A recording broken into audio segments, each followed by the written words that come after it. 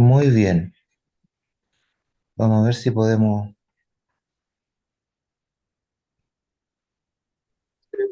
entrar. Se me anduvo Buenas noches, pegando. hermano Mauricio. Buenas noches. Se me anduvo Hermano pegando. Mauricio, con la cámara apagada, voy viajando a Pichiboy. Ok, se me anduvo Gracias. pegando. Gracias. Eh, Se me anduvo pegando el asunto para poder subir las diapositivas. No lo puedo, no lo puedo, pero mientras tanto, Voy a recuperar el anfitrión de nuevo y después se lo voy a volver a enviar para ver qué pasa, ¿ya? ya. Ya. Ahí yo soy anfitrión y ahora vamos a hacer al profesor Mauricio de nuevo anfitrión. A ver si ahora lo podría. Se me pegó no sé por qué ¿Todavía está pegado? sí, voy a iniciarlo de nuevo con el enlace. A ver si, porque a veces se duplica,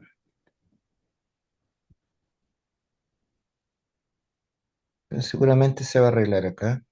Ahora sí, sí, ya.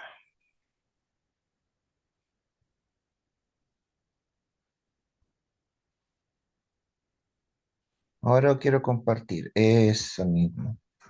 Muy bien. Ahora sí se ve, ¿cierto? Está compartiendo pantalla. Se fue al Zoom, se salió para afuera. ¿No se ve todavía la diapositiva? No dice haga abrir Zoom. Ya. Vamos a ver aquí Pero voy a recuperar de nuevo el hacer anfitrión.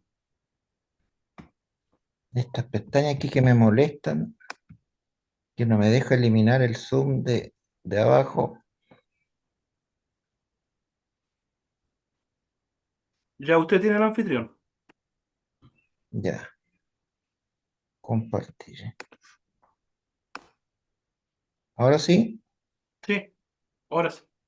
Muy bien, gracias. Muy bien. Como habíamos dicho, eh, habíamos mencionado, decía el hermano Patricio, tuvimos un primer ciclo de verdad de religiones comparadas, luego tuvimos un ciclo de sectas y credos semicristianos, y en esta oportunidad tenemos un ciclo también ya yendo más de lo general como se aplica generalmente en pedagogía, de lo general a lo particular y de lo macro a lo micro, pasando también desde de lo menos complejo a lo más complejo, de lo más fácil a lo más difícil, quizás, aunque no es difícil, por supuesto, pero es una materia. ¿Qué es lo que es la apologética para empezar? ¿Qué es lo que es la apologética? Es una rama de la teología que es muy antigua en realidad, que se usa para defender y explicar, justificar racionalmente la fe religiosa, o sea, en este caso la fe cristiana. Consideremos que la apologética también no solamente la ocupamos los cristianos evangélicos, sino que también nació dentro del ámbito de la fe católica, ortodoxa, etcétera. Bueno, su nombre proviene del griego, como ustedes lo habrán imaginado o ya lo saben, que es de la palabra apología,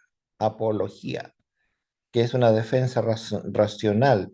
Inclusive la apología se utilizaba también en el mundo secular en la antigua Grecia, por lo cual entonces la fe cristiana lo adoptó para poder responder las objeciones de las creencias religiosas que hasta el día de hoy subsisten. Si la raza humana viviera, no sé, por unos 200 300 años cada individuo, lo más probable es que después de tanto estudio se llegara a la conclusión de a creer, eso estimo yo, a la fe cristiana sin mayores objeciones, pero debido a que nosotros los seres humanos vivimos tan poco tiempo acá en esta tierra que tiene tantos años, o siglos, o miles de años, bueno, desde el punto de vista de la creación como universo, somos un pequeño punto dentro del espacio de tiempo y por eso tenemos que volver a enseñar, a aprender los creyentes y luego enseñar a otros que no saben no, o de plano no quieren aprender. La ignorancia es, yo diría que lo más conocido que hay es la ignorancia. Así como, por ejemplo, el sentido común es el menos común de los sentidos, la ignorancia es lo más conocido que existe. Y por esa razón, como hay tanto ateísmo, hay tanto, tanta ignorancia al respecto, que es bueno enseñar la apologética. Entonces, introduciendo, eh, podemos afirmar que vamos a ver acá 5 clases aproximadamente o más. A ver, son 6 en realidad por el momento. Son 6 clases por el momento. Podrían ampliarse también eh, eventualmente. ¿Por qué razón? Porque vamos a analizar diversos puntos que están comprendidos dentro de la misma apologética.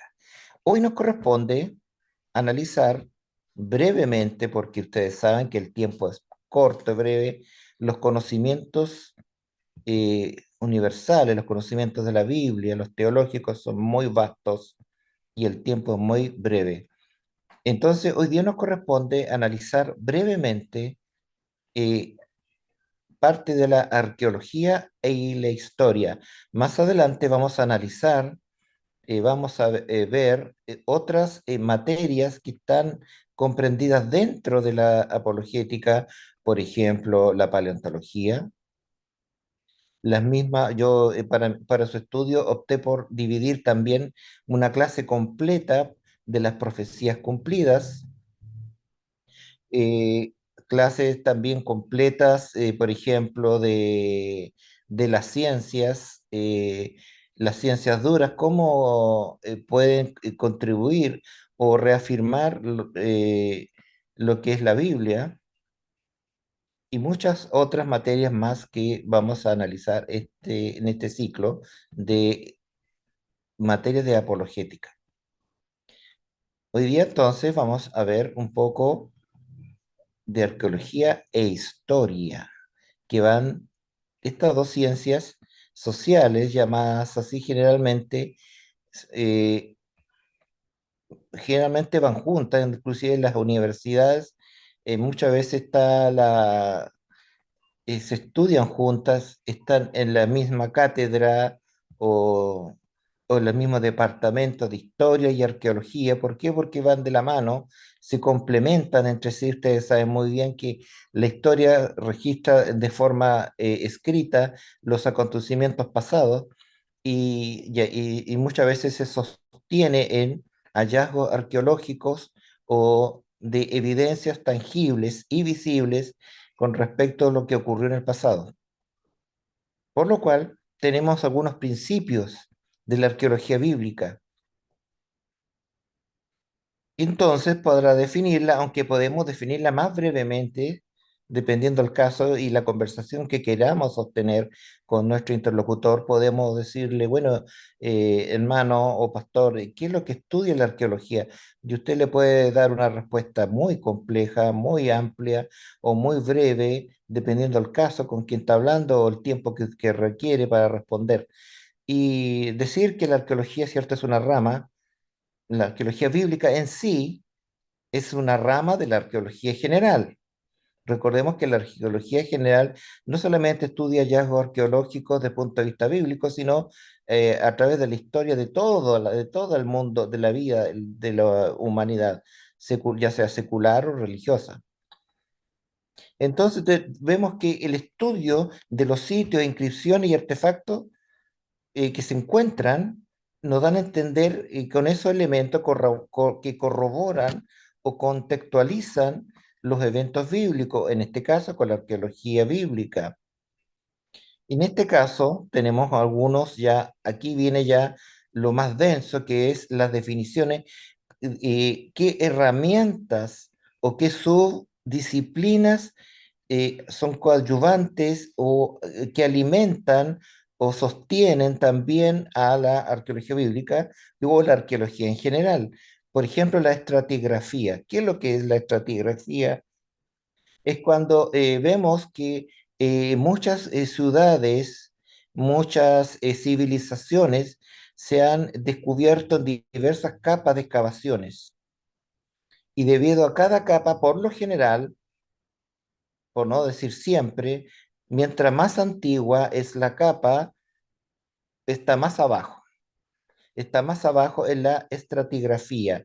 Entonces se han descubierto ciertos sitios arqueológicos a través de la estratigrafía o la superposición de capas en las excavaciones. Eso es mayormente lo que es la estratigrafía, es la superposición de capas en las excavaciones.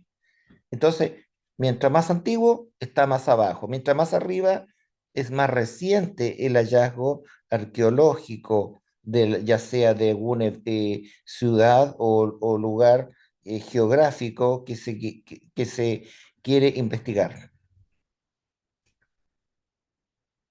Bueno, aquí tenemos, ¿cierto?, un dibujito donde están viendo, por supuesto, por lo general, a veces, muchas veces va asociada y esa materia para otra asignatura, o mejor dicho, otra clase, va asociado y por eso hay personas que estudian a la par o se especializan, no solamente estudiar arqueología, sino que algunos ya más mateos, por decirlo así. Conozco y quisiera, bueno, de oídas y de vista, sí, conozco una paleontóloga chilena extremadamente perita y capaz que descubrió algo así que único en el mundo y bueno, y tiene bastante estudio en esto en paleontología, aunque la paleontología se dedica más al estudio de los hallazgos biológicos u orgánicos a través del tiempo.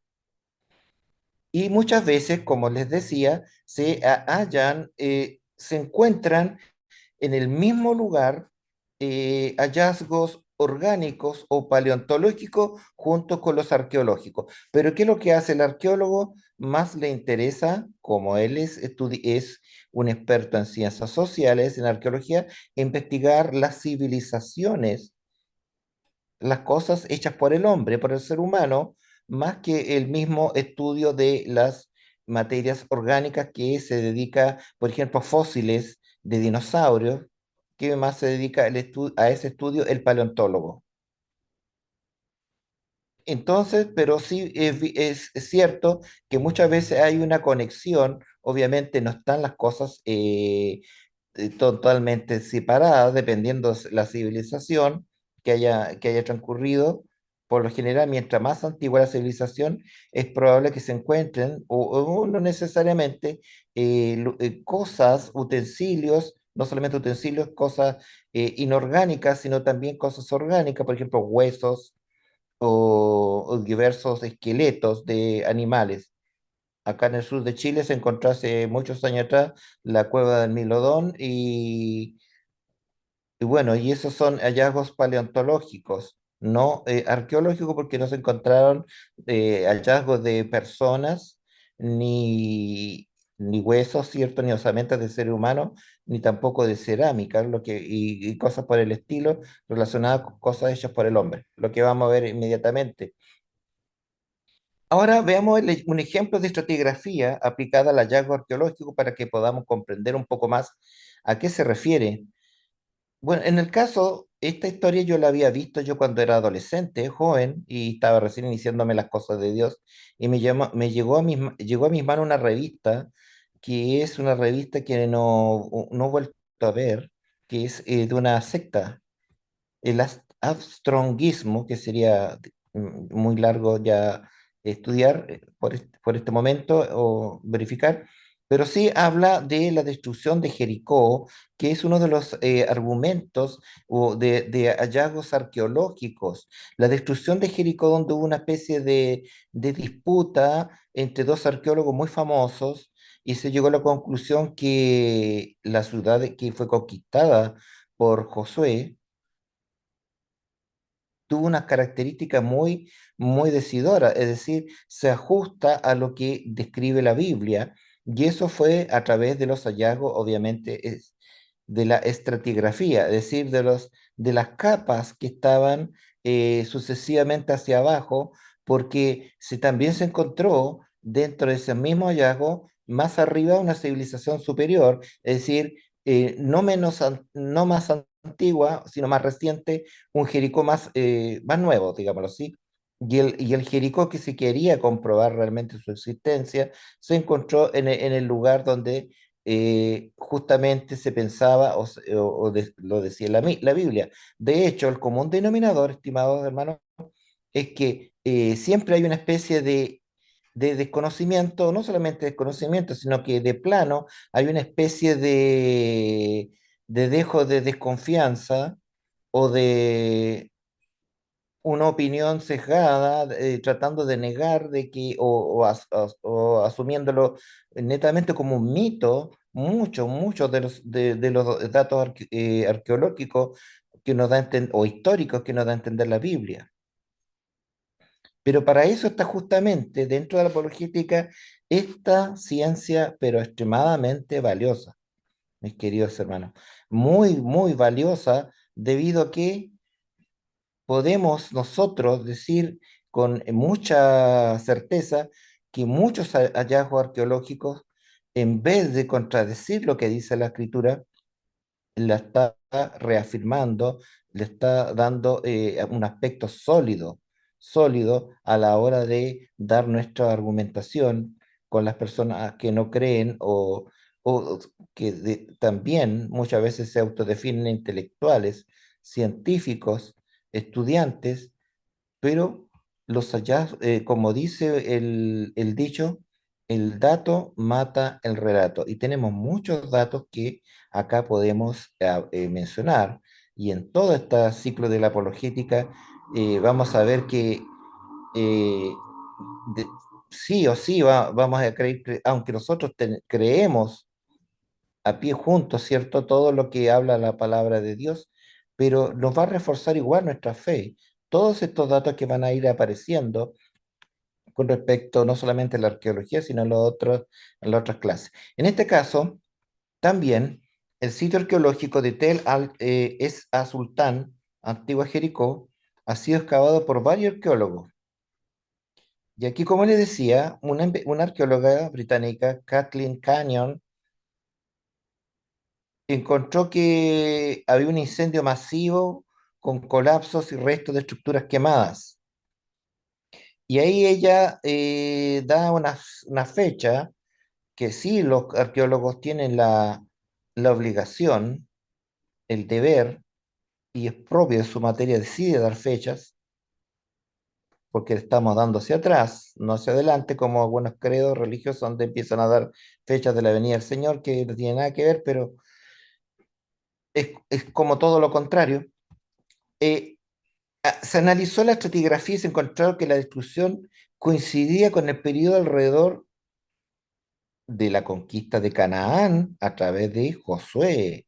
Sí, y ese es uno de los argumentos que se podría analizar más profundamente, pero como lo estamos viendo a grandes rasgos, tenemos que ir avanzando lo más rápido que podamos, aunque quizá esta clase no la terminemos completamente, debido a que es mucha la información. En este caso, la identificación de las capas de destrucción se encontraron capas de ceniza y escombro. Y eso es muy importante, que a veces se pasa por alto, justamente por el desconocimiento de las personas que piensan que todavía en estos tiempos, eh, sobre todo las corrientes políticas, eh, como el comunismo, el nazismo y otras corrientes, el maoísmo, todo. ven en la Biblia como una colección de mitos, pero si ellos pudieran ponerse a sentar ahí de una manera objetiva y analizar todos los argumentos apologéticos, llegarían a la conclusión, como han llegado gente inteligente, porque hay personas que han existido y existen, a mí me parece que algunos ya han fallecido, personas intelectuales ateos y agnósticos, pero como son personas inteligentes, han estudiado todos estos eventos y han llegado a la conclusión intelectual, ni siquiera espiritual, de que Dios existe. ¿Por qué Dios existe? Porque esta es una cadena que enlaza un eslabón al otro. Es decir, Dios existe, ¿por qué? Porque la Biblia dice la verdad. Por lo tanto, si dice la verdad, es un libro sobrenatural. Si es un libro sobrenatural, entonces existe un creador, un ser superior. Entonces, a esa conclusión llegan. Y aquí, por ejemplo, con este hallazgo llegamos a la conclusión de que por lo menos, y eso es lo fabuloso de esta historia, que por lo menos ya vamos uniendo un gran engranaje, o bien un gran rompecabezas de un enorme rompecabezas. ¿Por qué? Porque ya estamos diciendo que el relato de Josué se acerca mucho, por no decir es exacto, a lo que dice el relato bíblico. Pero no solamente relatos de Josué, sino que vamos a ir viendo que hay otros relatos que si los juntamos, vamos armando de a poco un enorme rompecabezas que uno llega a la conclusión, o una persona objetiva, de una mente abierta, dice, en realidad es imposible, o como ocurrió justamente, por ejemplo, con las profecías cumplidas de Cristo Jesús, ¿cierto? Donde lo habíamos, creo que lo habíamos visto ya y lo vamos a ver más profundamente también más adelante, que es otra clase aparte de las profecías cumplidas, donde es imposible que todas las profecías en Cristo se hayan cumplido tal cual estaban descritas en la Biblia. Es imposible humanamente, estadísticamente no puede ser, y sin embargo es. Y volviendo entonces, como ejemplo que acabo de citar, también podemos ver que en la epigrafía, el análisis de inscripciones, ¿qué es lo que es la epigrafía para empezar? Bueno, es todo lo que está escrito, todas las inscripciones en cualquier elemento en el pasado, ya sea piedra, arcilla o metal, que son mencionados en la Biblia. Recordemos ahora que estamos analizando solamente la Biblia, la arqueología bíblica, no nos estamos metiendo en el campo de la arqueología general, que es más grande y extensa todavía, que abarca mucho más, pero podemos decir también que la arqueología bíblica es parte también de esta gran arqueología y no puede ser mirada en menos ni mirada de soslayo. ¿Por qué? Porque también si se han comprobado hechos históricos de la historia secular, también se han comprobado hechos históricos de la historia bíblica. Por ejemplo, ¿cierto? El estudio de las inscripciones acadias y egipcias. ¿Por qué? Porque ellos, por lo menos los egipcios, acostumbraban a escribir en sus muros por los sacerdotes, los dibujantes, y escribían muchos episodios, como en este caso se ve acá. Por ejemplo, aquí están los arqueólogos estudiando la epigrafía de diversas culturas, que a la derecha, en términos hebreo antiguo me parece que fuera, y acá otras terminologías estudian. Recordemos, por ejemplo, el caso, muy decidor esto de la epigrafía, recordemos el caso de Napoleón. ¿Qué tiene que ver Napoleón? Mucho que ver porque muchos conquistadores, si bien tenían una tremenda ansia de poder y de conquistar el mundo, me acordé de los monos animados Pinky Cerebro. ¿Qué hacemos qué vamos a hacer esta noche, Pinky? O sea, Cerebro. Tratar de conquistar el mundo, decía Pinky. Bueno, en este caso, Napoleón y Alejandro Magno tenían algo en común. En realidad, muchos conquistadores tienen algo en común. Se hacían acompañar por expertos, por intelectuales, por sabios. En el caso de Napoleón, se hizo acompañar por Champollion. Entonces, cuando llegó a Egipto, descubrió la piedra Rosetta, la cual estaba escrita en idiomas antiguos, y debido a que la traducción estaba en tres idiomas, recuerdo, y Champollion pudo descifrar, ya que conocía una de las lenguas, pudo utilizar la comparación, es decir, la piedra decía lo mismo pero en tres idiomas. Lo mismo que pasó, por ejemplo, con la escritura de este es Jesús, el rey de los judíos, en tres idiomas. Bueno, acá era un relato más extenso, una escritura más extensa que la pudo traducir.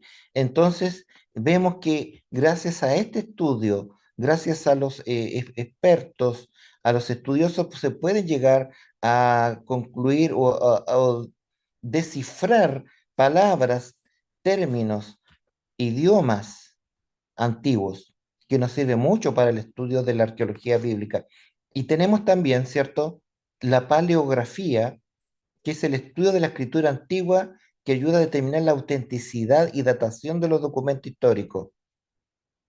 Las variaciones en la caligrafía a lo largo de los siglos permiten situar los textos en su contenido histórico preciso. Por ejemplo, tenemos que la Biblia fue escrita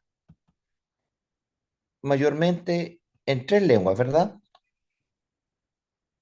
El hebreo, que todos conocen, el griego koiné y también el arameo.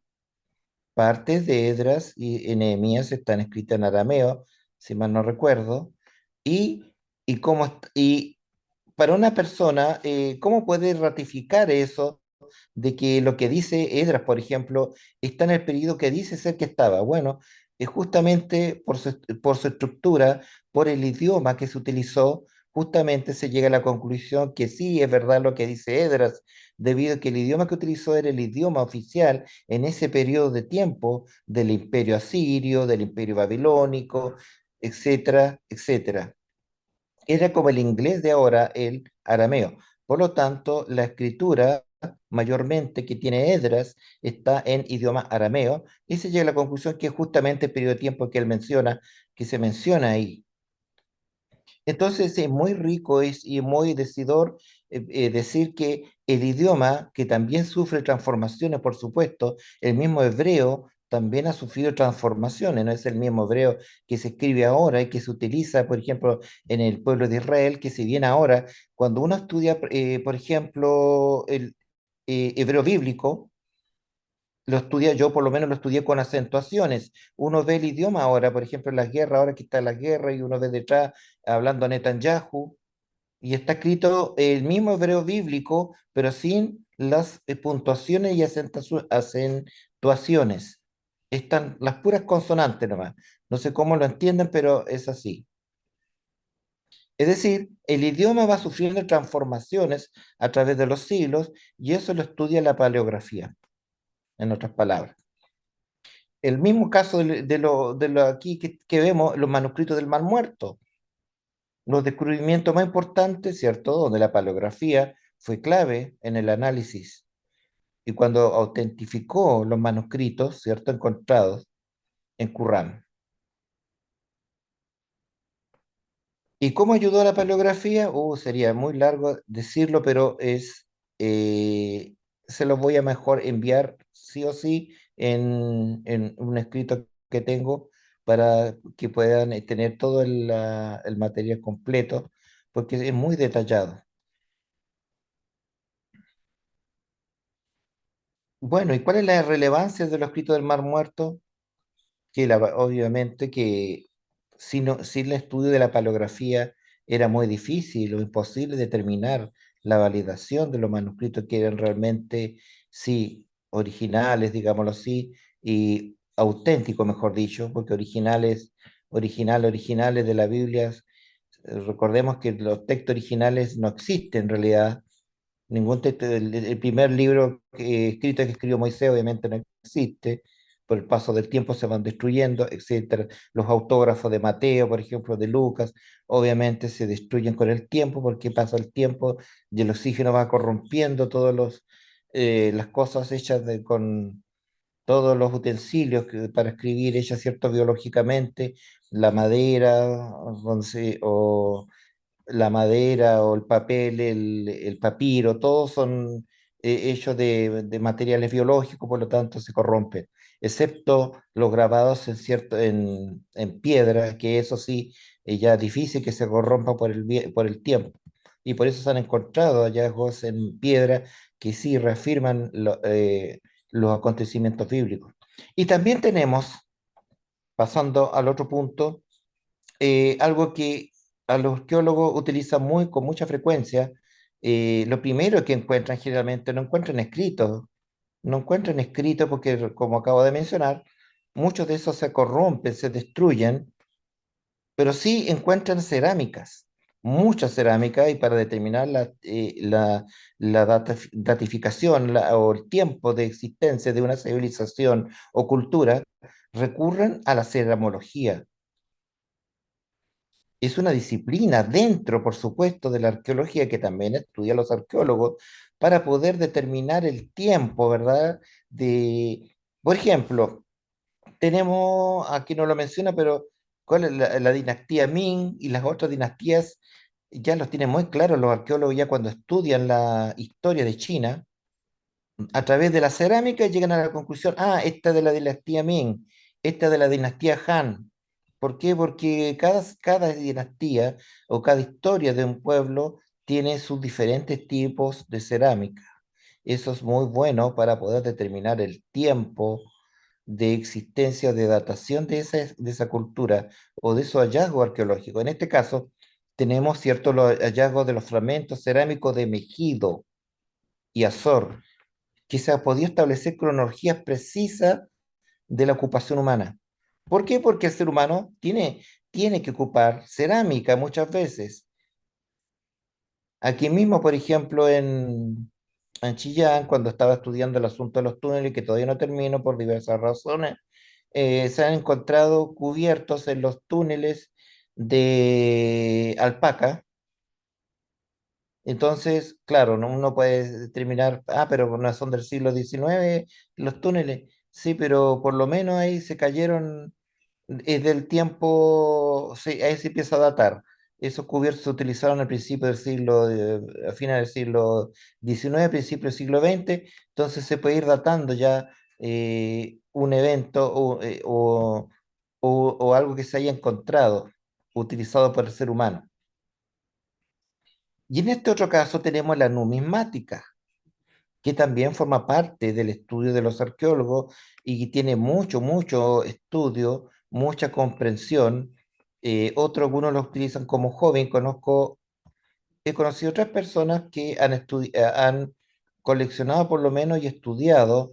Mi padre no era tan estudioso, pero mi padre coleccionaba monedas antiguas y tuvo una gran colección de monedas. Eh,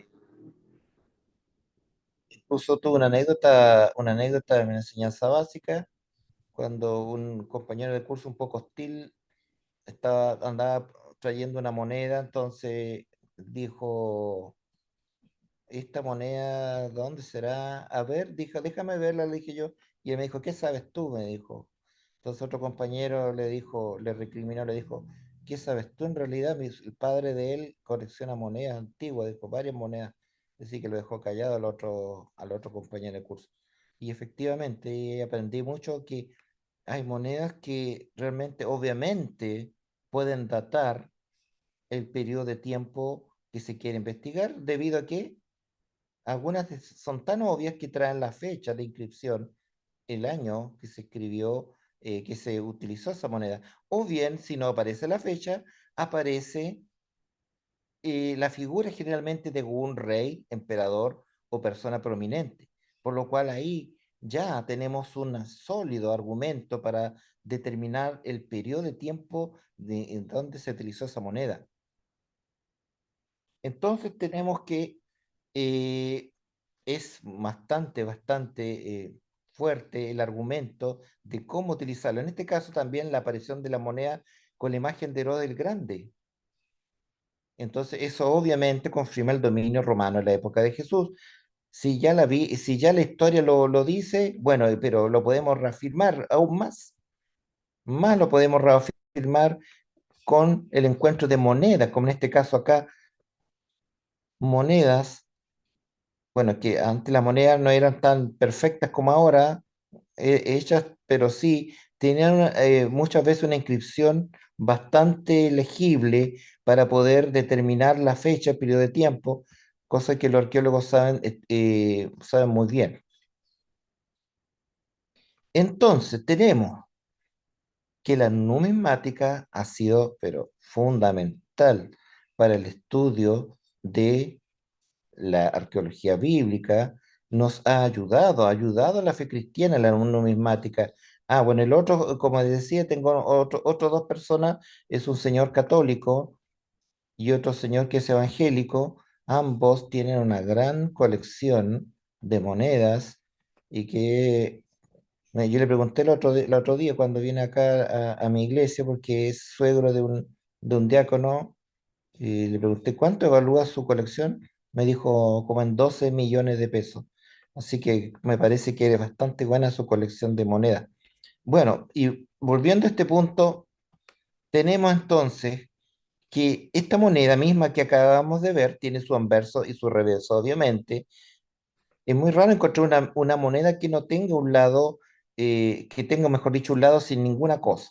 Generalmente las monedas tienen anverso, a ver, volvamos a verla, y reverso, o el cara y sello, como le llamamos nosotros, el cara y sello. Entonces, tenemos en el anverso esta moneda que presenta un casco con carretilla, ¿cierto?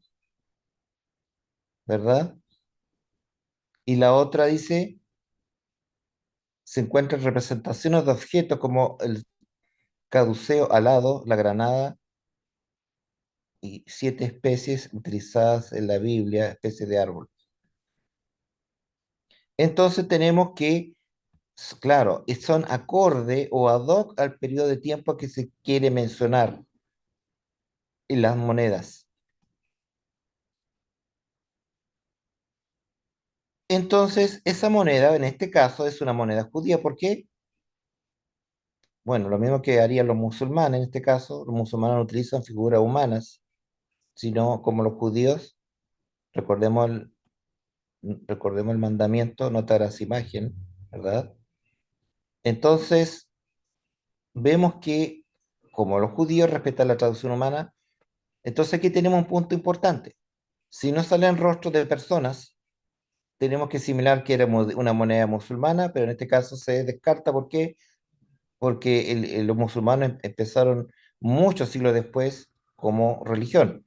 Entonces nos queda una religión o un credo donde respetaban la figura y no hacían figuras de seres humanos, en este caso el pueblo hebreo. Entonces, todos esos puntos, todos esos detalles que son conocedores generalmente los arqueólogos bíblicos, lo utilizan para poder determinar la fecha y decirles a los demás, mire, ve, encontramos esto y por lo cual lo que dice la Biblia es cierto. Por ejemplo, la moneda de Poncio Pilato, que es uno de los hallazgos más importantes de la arqueología bíblica, ¿verdad? Aquí aparece la moneda de Poncio Pilato que utilizó, o sea, no lo utilizó él mismo, pero en el periodo de tiempo que se utilizó era la moneda de Poncio Pilato. Entonces, tenemos que esas monedas se utilizaron entre el 26 y 36 después de Cristo. ¿Y cómo pues llegamos a la conclusión de que fueron esas monedas? Porque en el anverso, ¿cierto? Como aquí dice, muestran el simpulum, un pequeño casco utilizado en los rituales de libación de romanos. Y en el reverso se encuentran representaciones de las 3 espigas de cebada, motivo que apareció por primera vez en la moneda de Judea bajo gobierno de Pilato. Y con ese dato, que obviamente a través del tiempo ya van acumulando esos conocimientos, los arqueólogos dicen, ah, se encuentra con una moneda similar, ah, este es del periodo de Poncio Pilato, debido a estas señales que aparecen en las monedas que se acuñaban en ese tiempo. Por lo cual, tenemos que bajo el emperador Tiberio, ¿cierto? Que ejerció el gobierno de Pilato, las fechas que indican corresponden a los años del reinado de Tiberio. Aquí dice las letras L y S indican el año 16 del reinado de Tiberio, que corresponde al año 29 después de Cristo. Y todo eso, los datos lo aporta la arqueología eh, numismática. Entonces tenemos la importancia. Todos estos hallazgos hasta el momento nos dan una importancia meridiana, una importancia, bueno, relevante, aunque suena redundante, pero nos da a entender que todo lo que está escrito en los evangelios, o mejor dicho, no todo, porque vamos por partes, porque uno puede decir, pero todo no, porque aquí estamos solamente autentificando el periodo de Judea, de la época de la Biblia, lo que menciona los evangelios, cuando dice que gobernó Pilato, pero no tenemos registro, porque mientras más vamos al pasado, a la década del 40, 50, después vamos a la década del 30, 1900, 1850, 1720, supongamos, cada vez tenemos menos hallazgos o menos argumentos apologéticos. Sin embargo, vamos avanzando en el tiempo, se van encontrando nuevos argumentos, nuevos hallazgos arqueológicos que van solidificando aún más la argumentación apologética. También se pensaba que Poncio Pilato no existía, sí. Como les decía, el prejuicio es muy grande. No se encontraban restos o hallazgos arqueológicos de Pilato, entonces no existió. Pero eso es un prejuicio contra la fe religiosa o cristiana. Pero si preguntamos, ¿existió, por ejemplo, no sé, pues, a ver, ¿existió qué personaje del mundo secular? ¿Marco Polo existió? No, es muy moderno Marco Polo. Pongamos un personaje más antiguo. Eh, Aníbal, el africano, ¿existió? ¿Cómo sabemos que existió? Por su registro. ¿Y pues, cómo sabemos que los registros son auténticos? Bueno, por los hallazgos arqueológicos, pero no todos son hallazgos arqueológicos, como los que hemos encontrado en la Biblia. La Biblia ha encontrado hallazgos arqueológicos tremendamente fuertes y sólidos, que ya no cabe ninguna oposición, sino es una argumentación extremadamente sólida. ¿Por qué? Porque hay prejuicios. Es decir, a veces no es necesario indagar tanto para estar seguro que existió Napoleón, que existió Julio César, que existió Escipión Emiliano, qué sé yo, etcétera, etcétera. Pero sí tienen que pedírsele mucha solidez en los argumentos cristianos dentro de la apologética. Pero gracias a Dios los hay. Entonces, vamos a ir avanzando. ¿Cuál es la importancia de la arqueología bíblica? Volviendo un poco retrospectivamente, que la importancia, ¿cierto?, bueno, de tipo técnico, digámoslo así, son encontrar los estratos arqueológicos que tienen, ¿cierto?, las cerámicas, las técnicas de fabricación, todo tipo de utensilio, valga la redundancia, utilizado por seres vivos, seres humanos, que puedan datar o dar fechas de su uso y situarlo en el tiempo de su cultura respectiva.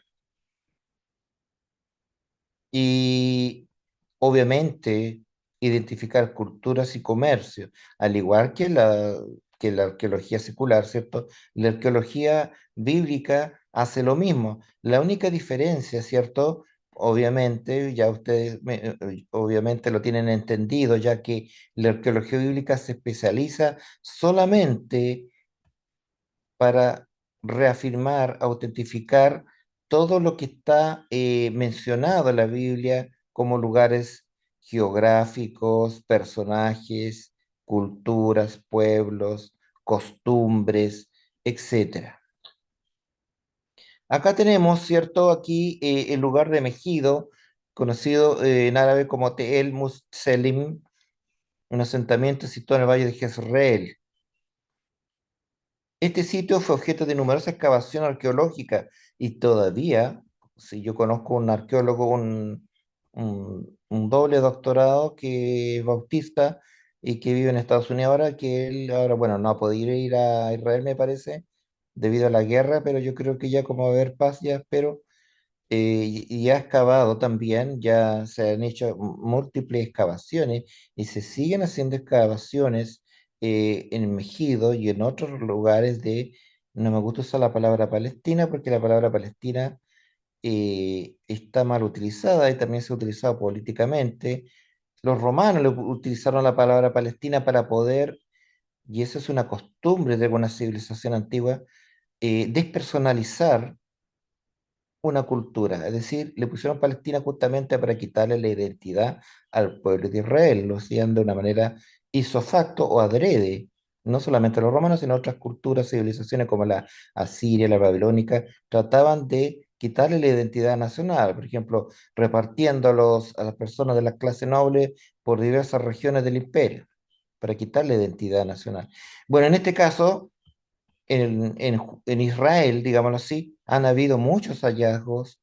Por ejemplo, el caso del arqueólogo que han encontrado hallazgos de la existencia del rey Salomón, eh, templos y muchas cosas que sería largo enumerar, pero que son muy ricas en el conocimiento. De hecho, yo tengo acá, y creo que se lo he mencionado, quería yo tener la Biblia arqueológica porque la encontraba linda y porque quería estudiarla, y la Biblia arqueológica en español. Y extrañamente la Biblia arqueológica en español está actualmente, bueno, hace algunos años atrás, descontinuada. No se puede encontrar en español, salvo que se venda en segunda mano. Y de hecho me puse a orar yo al Señor y le pedí, quiero tener Biblia arqueológica, Señor. Tú sabes, estoy estudiando estas cosas. Y extrañamente me llegó la información ahí de un hermano de San Javier que fue alumno mío y que es de la PDI.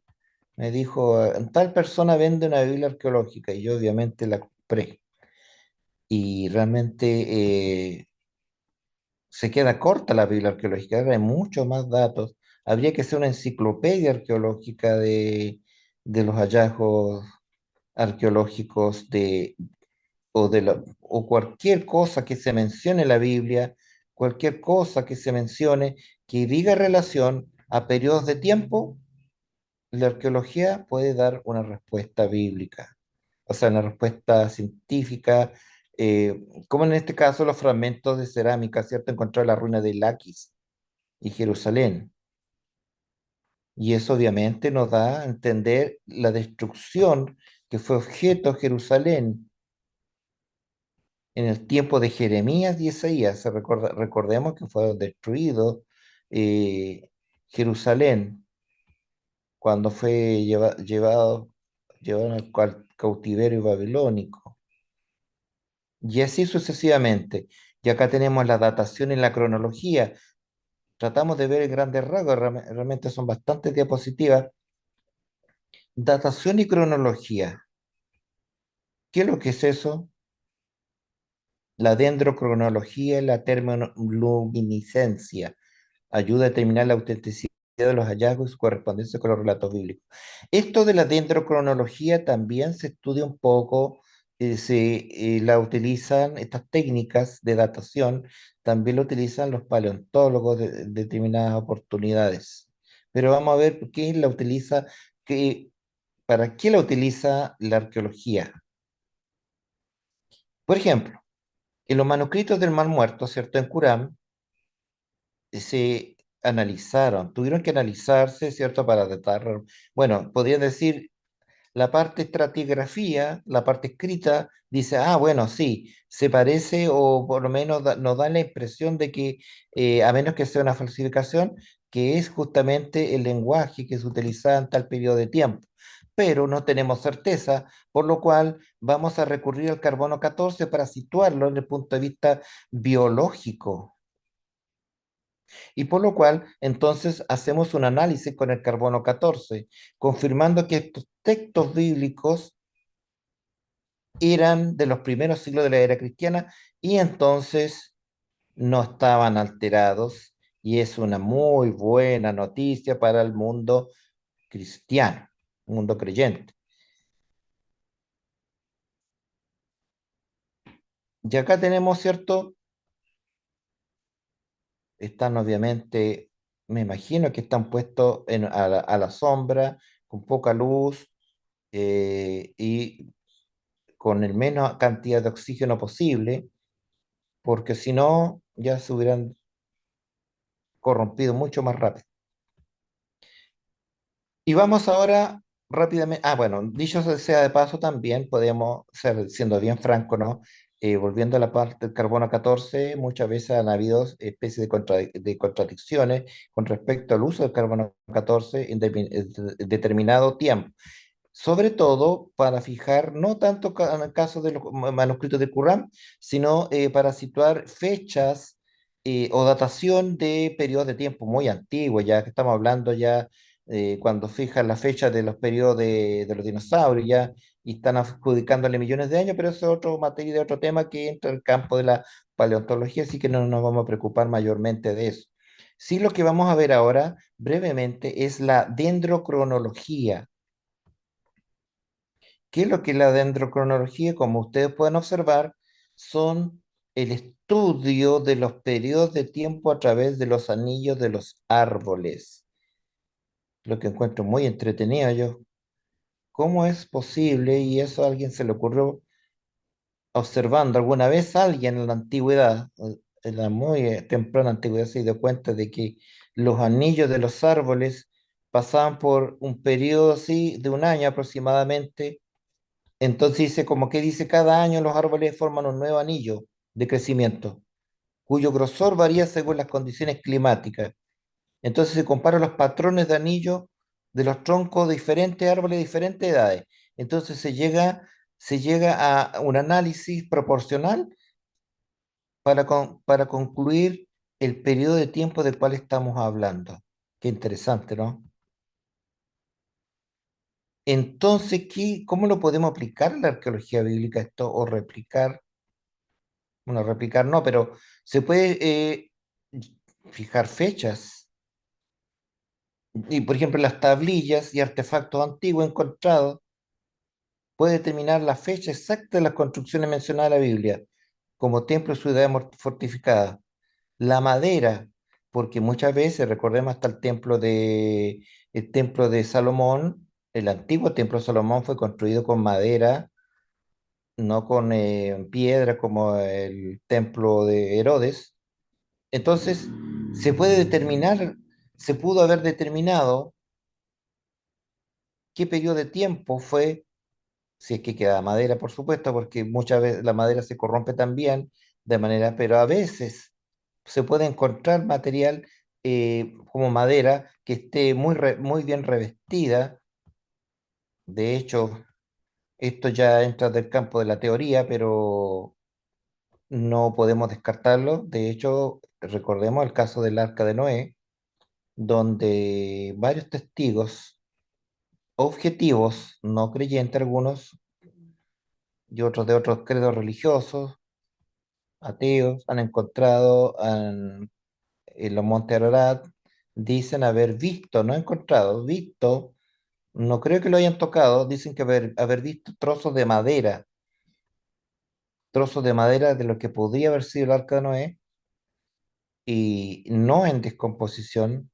Recordemos que le dijo el señor a Noé, hazte un arca de madera de gofer y la calafatarás por dentro y por fuera. Y ahí tuvo que echarle ese ungüento, se me olvidó el nombre, brea creo que era, sí, brea. La brea impide la humedad, la entrada de la humedad de un elemento biológico como la madera. Entonces tenemos que la dendrocronología ha sido útil en el estudio de la arqueología bíblica. Entonces, si vamos juntando ya el estudio de las monedas, el estudio de la escritura, bueno, la numismática, ¿cierto? La estratigrafía, la dendrocronología, y si calzan estos tres, ya tenemos un sólido argumento para decir, estos eventos que están relatados en el Nuevo Testamento realmente ocurrieron. Tienen que haber ocurrido porque están reforzados, están respaldados por todos estos hallazgos, por todas estas pruebas, como el carbono 14 que habíamos mencionado. Ya esto lo habíamos visto ya, el carbono 14 que ha sido bueno. Ahora vamos a la parte de los descubrimientos, los ya eh, algunos descubrimientos que vamos a ver, descubrimientos claves, que estos son como, son muy relevantes y para mencionarlos en en una argumentación apologética a personas que niegan o no tienen conocimiento o tienen una opinión sesgada con respecto a la veracidad de la Biblia. La piedra moabita, descubierta en 1868 con una inscripción que hace referencia a la casa de Omri. Entonces, la casa de Omri, que se menciona en la Biblia, en el Antiguo Testamento, en los libros de los reyes, da a entender entonces que sí, que existió la casa de Omri. ¿Por qué? Porque se menciona la piedra moabita. Es un buen argumento, ¿verdad? Y el cilindro de Ciro, por supuesto. Recordemos que Ciro dice, el Señor de los cielos me ha encomendado, ¿cierto? Y ahí da su discurso y dice que él permite el regreso de los exiliados a su patria, a los hebreos. Y entonces, ¿qué dice? Describe lo mismo el cilindro de Ciro con lo que está escrito en Esdras 1:3. Este es un descubrimiento extremadamente importante, cosa que ya es imposible que ninguna persona, ¿cómo decirlo? Nadie que se oponga a lo que dice la Biblia puede, o sea, alguno que se oponga, mejor dicho, que se oponga de forma firme contra, diciendo todavía, argumentando a esta altura de la vida o de la civilización, diga, no, que son puros mitos la Biblia. Vea esto, estudie esto y se va a dar cuenta que Esdras está diciendo algo completamente cierto, como la luz del sol, como la luz del mediodía, dicen algunos. Y las inscripciones de Pilato que habíamos visto brevemente con las monedas, ¿cierto? ¿Cierto? Acá existió Pilato, antes dudaban en las décadas pasadas, de plano en el siglo XIX, no, Pilato no, es probable que no existió, es un relato nada más para poder ahí apoyar un poco la historia del relato de Jesús, eso pensaban algunos, otros pensaban otras cosas diferentes, no, Pilato no se menciona en ninguna otra parte, no lo menciona la historia secular de la historia de Roma, no aparece, ¿no? ¿Dónde está Pilato? No, pero sí. Ah, las monedas se menciona acá como gobernador en los tiempos de Jesús. Entonces, es un tremendo argumento, muy sólido, que echa por tierra toda la suspicacia, la incredulidad de las personas que quieren eh, hacer ver la Biblia como un cúmulo de mitos y leyendas. Y acá ciertas descripciones de Pilato, hay varias descripciones de Pilato también, ¿no? Una que están escritas en piedra. Eso es muy importante como gobernador. O sea, ya está más que claro ya que existió Poncio Pilato como gobernador y que declaró la crucifixión del Señor. Y aquí donde se encontró, ¿verdad? La ubicación, eso lo podemos ver, se lo voy a entregar después con mayor detalle. Y acá está la inscripción, sí que podemos ver a Tiberio, dedicado a Tiberio, Ponce Pilato, prefecto de Judea, en latín, Tiberium Pontius Pilatius Praefectus Indadae, etcétera, etcétera, etcétera. Mucho. El papiro de Nash. Bueno, aquí está exagerado, un tremendo papiro gigante, está exagerado el dibujo, pero es un hallazgo clave también dentro de la arqueología bíblica, porque es un manuscrito hebreo, datado aproximadamente entre el siglo segundo al primero después de Cristo. Y habla, ¿de qué habla el papiro de Nash? Contiene fragmentos de los 10 mandamientos y el Shema, Yisrael. Bueno, así se debe decir, Shema Yisrael, en Deuteronomio 6, 4, 5. O escucha Israel, nuestro Dios Yahvé es uno. Amarás a Yahvé tu Dios con todo tu corazón, con todo tu alma y con todas tus fuerzas. Y se encontró el papiro de Nash. Y todo esto, si lo vamos juntando, lo vamos uniendo este rompecabezas, vamos haciendo cada vez más lo que dice la Biblia como algo muy cierto, muy relevante, solamente desde el punto de vista histórico y arqueológico, sin contar, y recalco, sin contar con los otros argumentos como las profecías cumplidas que ni siquiera requieren un hallazgo arqueológico, porque es imposible que algo que se haya predicho cientos o miles de años antes y se cumpla al pie de la letra, pudiera ser algo humano. Es imposible, el ser humano no tiene esa capacidad de cumplir algo miles o cientos de años después, con una tremenda exactitud. Y acá, cierto, bueno, aquí está justamente la foto donde está el respaldo de mi Zoom, es la biblioteca de la Universidad de Cambridge, donde está ahí guardado el papiro de Nash. Generalmente se guardan en bibliotecas. Y así sucesivamente, estimados hermanos, y esto eh, lamentablemente es muy breve, pero podemos ahondar en otra oportunidad más sobre la arqueología porque es muy, muy extensa y solamente hemos mencionado muy poco de lo que debemos mencionar. Y eso sería por ahora lo que les quería compartir con respecto a la historia y arqueología bíblica. Primera clase.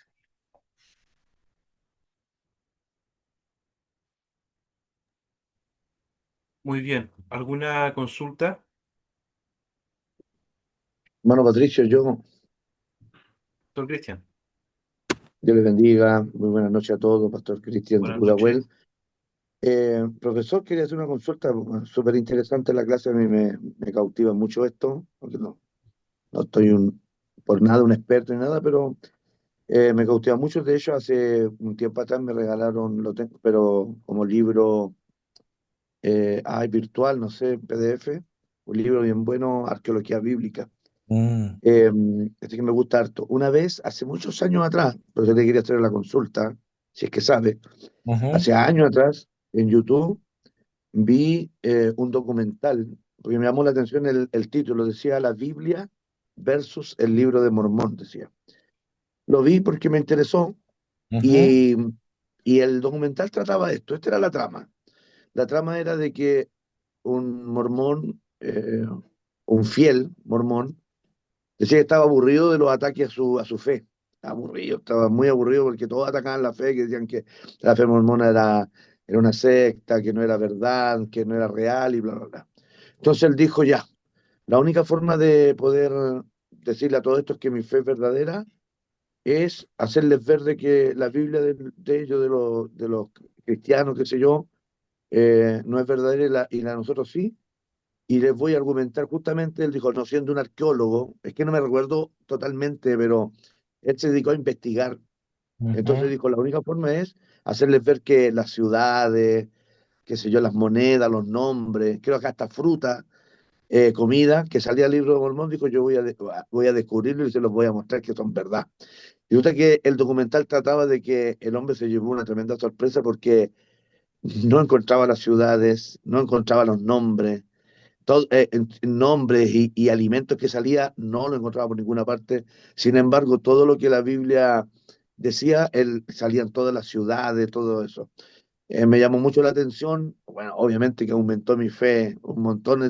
Ahora, ¿por qué era mi pregunta? Porque no sé si usted habrá tenido conocimiento de su documental o será así real que el libro de Mormón, la ciudad y todas esas cosas que yo nunca lo he estudiado, será que realmente no existen esas cosas y no hay cómo comprobar eso. Eso es todo.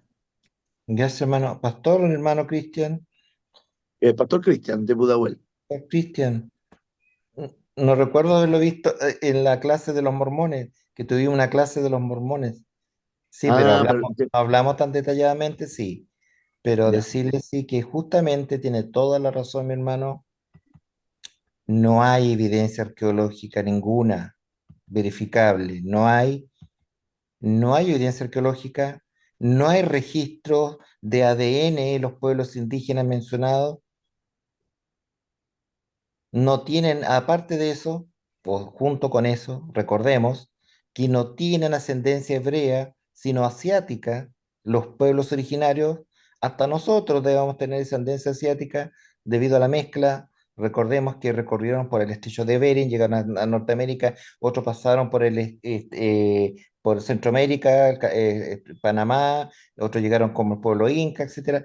Es decir, la mayoría pueblos asiáticos u oceánicos, que está la otra teoría, pero nunca se ha determinado por el ADN de que sean como el relato mormón, que sea, por ejemplo, de ascendencia hebrea. Falso. Y la evidencia lingüística, tampoco. No existe el reformado egipcio, ni el idioma que dice, los lingüistas se reirían a carcajada, a mandíbula batiente, hablando de la evidencia lingüística del egipcio reformado que utilizaban los mormones.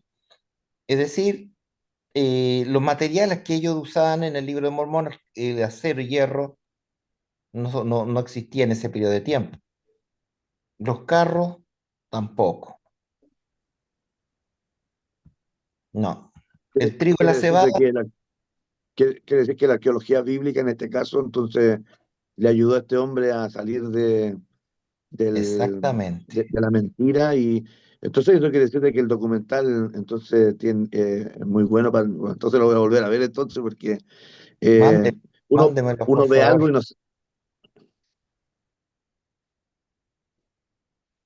Me parece muy bien, pastor. Eh, Muchas gracias. gracias por el aporte. ¿Alguna otra pregunta? Mi hermano Patricio, sí, cortito. Con respecto, profesor Mauricio, ¿Sí? cuando usted menciona el carbono 14, lo que pasa es que yo hace años atrás, al igual que menciona el pastor Cristian, vi un tema con respecto a la data que daba el carbono 14 y decía que estaban analizando un cangrejo y el carbono 14 decía que tenía millones de años y el cangrejo Mm, estaba vivo. ¿Qué sabe usted de eso, profesor? sí, como le decía, hay una pequeña problema. Recordemos que, ¿se acuerdan ustedes del manto de Turín? Que se pensaba era de Jesucristo. Un tiempo se pensaba que era el manto de Turín era de Jesucristo, pero extrañamente en este caso sí se puede establecer que no era del Señor, el sudario del Señor. Entonces en ese caso sí ayudó el carbono 14, pero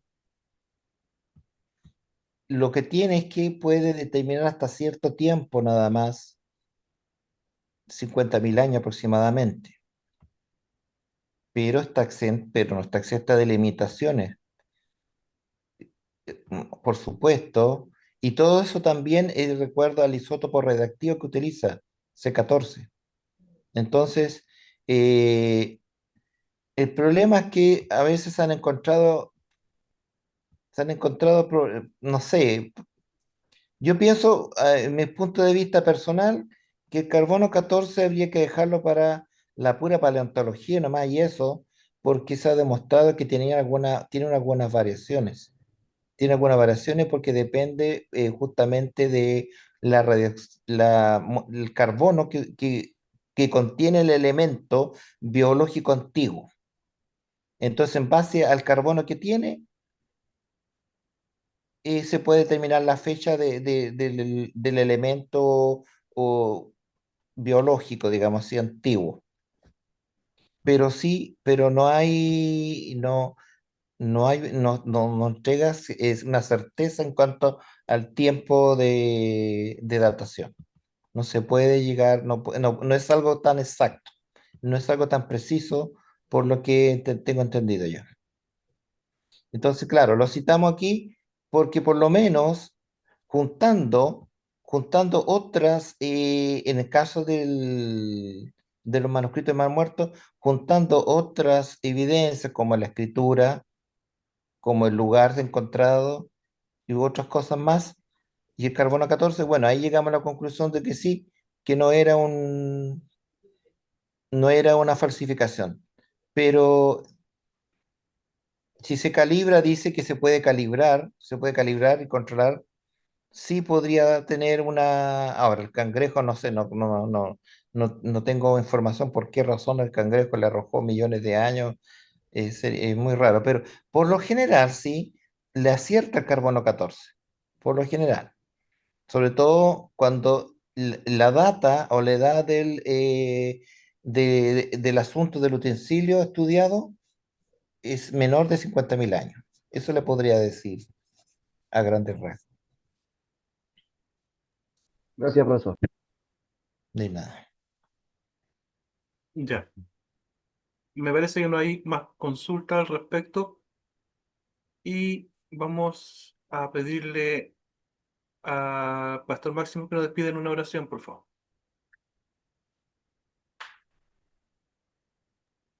Amén, pastores, hermanos.